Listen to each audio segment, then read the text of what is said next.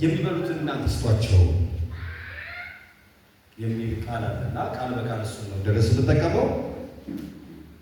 የማርቆስ ወንጌል ምዕራፍ 6 ከቁጥር 30 ጀምሮ ያለውን ቃል ላንብበው። ሐዋርያትም ወደ ኢየሱስ ተሰብስበው ያደረጉትንና ያስተማሩትን ሁሉ ነገሩት። እናንተ ራሳችሁ ብቻችሁን ወደ ምድረ በዳ ኑና ጥቂት እረፉ አላቸው። የሚመጡና የሚሄዱ ብዙዎች ነበሩና ለመብላት እንኳ ጊዜ አጡ። በታንኳም ብቻቸውን ወደ ምድረ በዳ ሄዱ።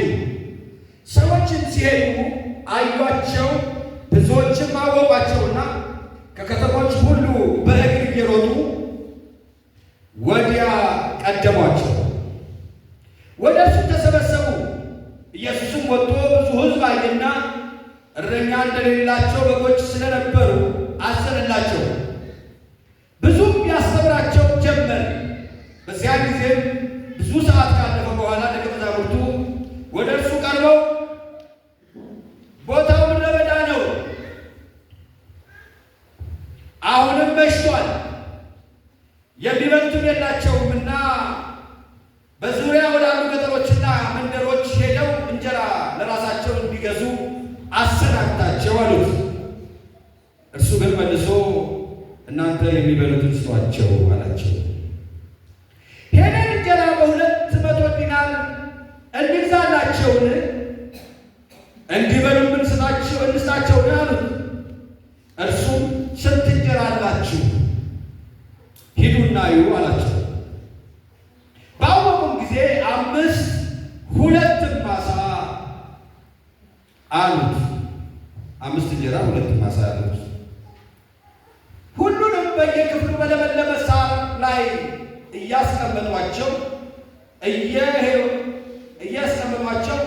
እንዲያስቀምጧቸው አዘዛቸው።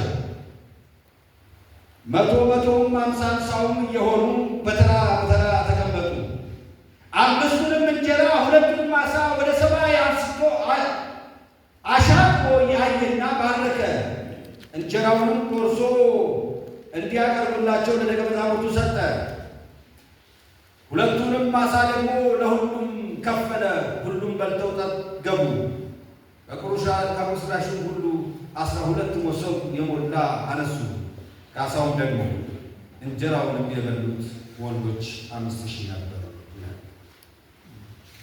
እንግዲህ እዚያ ማቴዎስ ወንጌል ላይ ያው እረኛ እንደሌላቸው አይቶ አዘነላቸውና ከዛ በኋላ ግን ምን ማድረግ እንዳለባቸው ይጠቁማቸዋል።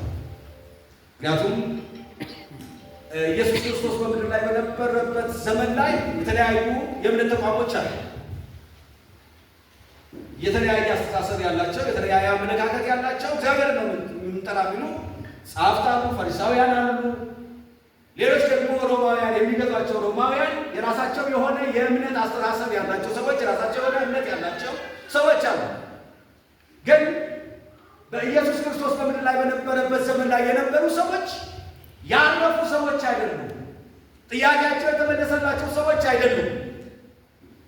ብዙ እንቆቅልሽ ያለባቸው ሰዎች ናቸው። ከዚህ የተነሳ ኢየሱስ መጥምቁ ዮሐንስ በመጣ ጊዜ መጥምቁ ዮሐንስን እየተከተሉ ይሄዱ ነበር።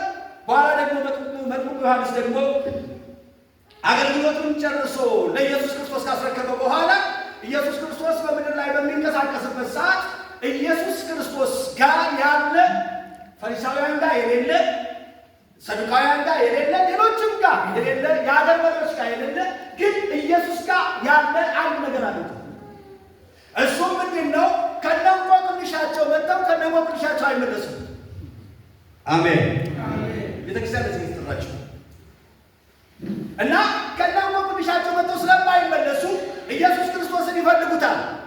ኢየሱስ ክርስቶስ ደግሞ የመጣበትና ዋናው ዓላማው ተልእኮ ሰዎችን ከነበረባቸው ችግር ማዳን፣ እንጀራ ማብላት ማጠጣት ብቻም ሳይሆን ይፈውሳል፣ ከአጋንንት እስራት ነፃ ያወጣቸዋል። ከዚያም ውጭ ደግሞ የእግዚአብሔርን መንግሥት በትክክል ያስተምራቸው ነበር። ስለ እግዚአብሔር መንግሥት ይነግራቸው ነበር። ስለዚህ ኢየሱስ ጋር መጥተው ይጽናናሉ። ኢየሱስም ይህን ተልእኮውን ከማድረግ ማንም ሊገታው አልቻለም። ኢየሱስ ክርስቶስም እንደማይቀጥል ስለሚያውቅ ቀጣይ አገልግሎቱን ሊረከቡ የሚችሉ ሰዎች 12 ሰዎች መርጦ ነበርና 12ቱ ሰዎችን በዚህ ክፍል ላይ እንደምናየው ለአገልግሎት ላካቸው። ለአገልግሎት ልኳቸው ሄደው አገልግለው ሲመለሱ ኢየሱስ ካመጡና ሪፖርት ማቅረብ ጀመሩ። ኢየሱስ እንዲህ ሆኖልናል፣ እግዚአብሔር በእኛ እጅ ውስጥ እንዲህ ነገር አድርጓል፣ አጋንንቶች ጮኸው ወጥተዋል፣ ድውያን ተፈውሰዋል ብለው ሪፖርት አቀረቡ። ኢየሱስ ደግሞ እንደደከማቸው አየ። እዚህ ቦታ ላይ ደክሟቸዋል፣ ማረፍ እንዳለባቸው አይቷል ኢየሱስ። ስለዚህ ከኔ ጋር ወደ ማዶ ሄደን ጥቂት ረፉ አላቸው። ምን በሉ? ሲረፉ በሉ። የሚገርመው ግን ኢየሱስ ክርስቶስ ይሄንን ካለ በኋላ ደቀ መዛሙርቱ እንዲያሳርፍ በታንኳ ሆኖ ወደ ማዶ ሲሻገር ይሄ እነሱ መሆናቸውን አውቆ እንዴት እንደሆነ አላውቅም፣ እነሱ በታንኳ ነው ወደ ማዶ የተሻገሩት። ሕዝቡ ግን ይላል በእግሩ እየሮጠ ቀድሟቸው ተገኘ።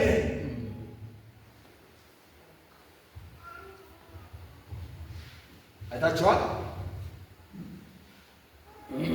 በጣም ያስቆጣቸው የነበረው ፈሪሳውያን ሰዱቃውያን ሲያስቆጣቸው የነበሩት የእምነት ተቋም ነን ብለው በወቅቱ ላይ የነበሩ ሰዎች ሲያስቆጣቸው የነበረው ነገር እነሱ በማስታወቂያ ብዛት ሕዝቡ ሊያመጡ ይፈልጋሉ፣ ሕዝቡ አይመጣም።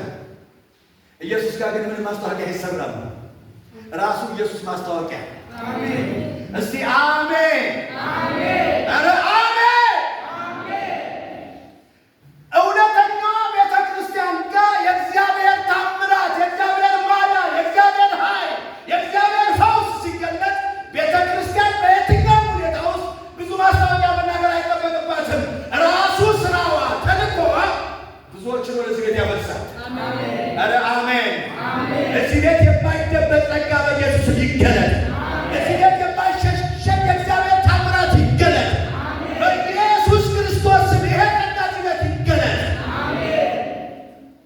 አረ አሜን ይባላል። አላላችሁም? አሜን አላላችሁም? ይሄ ታምራት እዚህ ቤት ያስፈልጋል። ይሄ የእግዚአብሔር እጅ ስራ በዚህ ቤት ያስፈልጋል። ሰው የሚታይበት ሳይሆን ኢየሱስ ልቆ የሚታይበት፣ ሰዎች የሚጎሉበት ሳይሆን ራሱ ኢየሱስ ጎልቶ የሚታይበት የእግዚአብሔር ታምራት እዚህ ቤት ይፈጠራል። ይፈጠራል። እምቢ ብትሉ ብትዝሉትም ምንም ብትሉም ይሆናል። እንኳን በጣም እግዚአብሔርን የምትወዱ የምታከብሩ እንደሆናችሁ 100% እርግጠኛ ነኝ። ግን የምነግራችሁ ነገር እዚህ ቤት ይሄ ክብር ይገለጣል። አሜን። እግዚአብሔር ይገለጣል። በሉስቲ ይሄ ክብር እዚህ ቤት ይገለጣል። አሜን። ትውልድን ወደዚህ ቤት የሚያመልስ፣ ትውልድን ወደዚህ ቤት ትኩረት እንዲያደርግ የሚያደርግ የእግዚአብሔር ጸጋ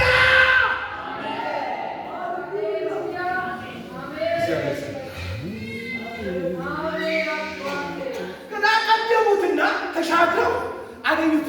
ሲያያቸው ይላል ሲያያቸው ሌላ ነገር አለ ላይ አቤት የሕዝብ ተከተለኝ፣ አቤት እኮ እኔ ጋር የማይመጣ ሕዝብ የለም አይደለም ያለው። እንደዛ አለብኝ ኢየሱስ እንዲህ አይደለም ያለው። ያለው ምንድን ነው ታውቃላችሁ? አያቸውና አዘነላቸው ይላል። አያቸውና ምን አላቸው? አዘነላቸው። ለምን? እረኛ የሌላቸው ሕዝቦች እንደሆኑ አየና አዘነላቸው። እረኛ እንደሚያስፈልጋቸው አየ።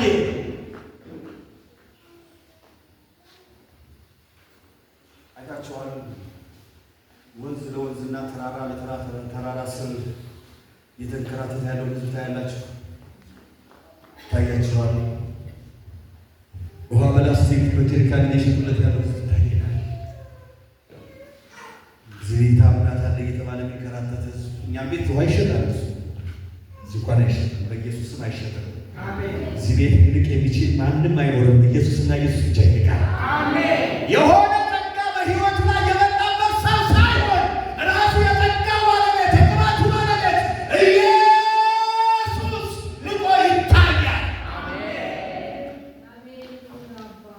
አይታችኋል። ኢየሱስ አየና አሰላቸው። ይሄዱ ያሉት ሊያርፉ ነው።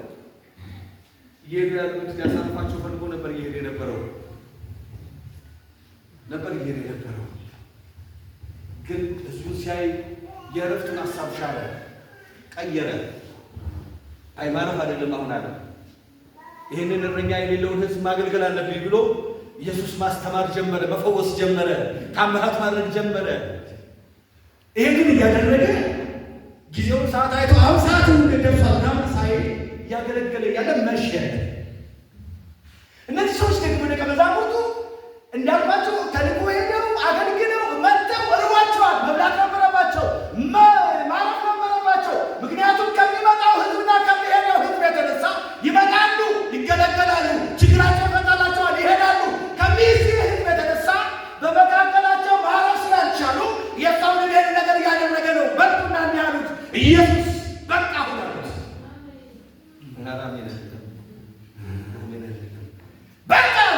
በቃ ይህን ሸኘው።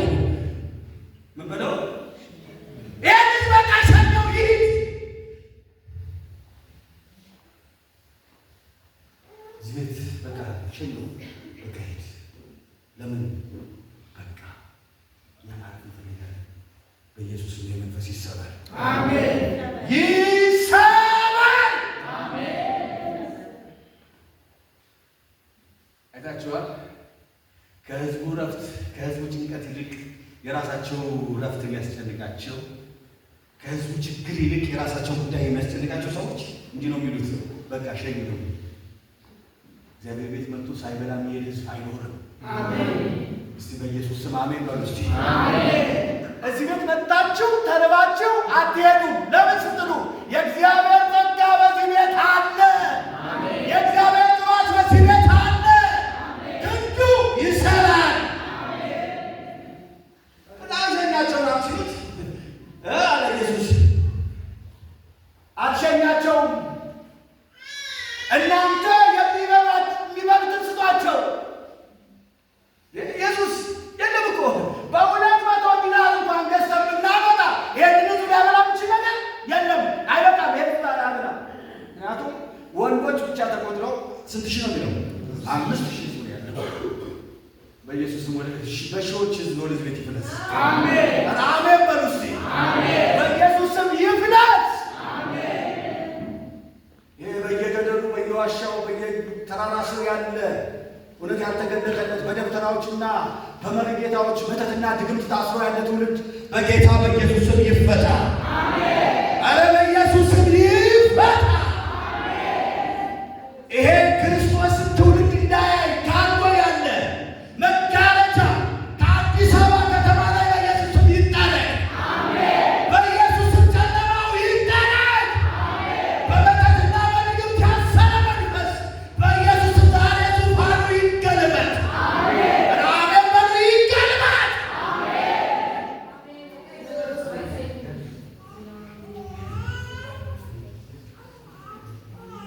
እዚህ ቤት እዚህ ለኛል እዚህ እንደመጣሁ አካባቢ አንድ ህፃን ልጅ ለምንት ልጅ አንድ ቤተሰብ ለምንት ቤተሰብ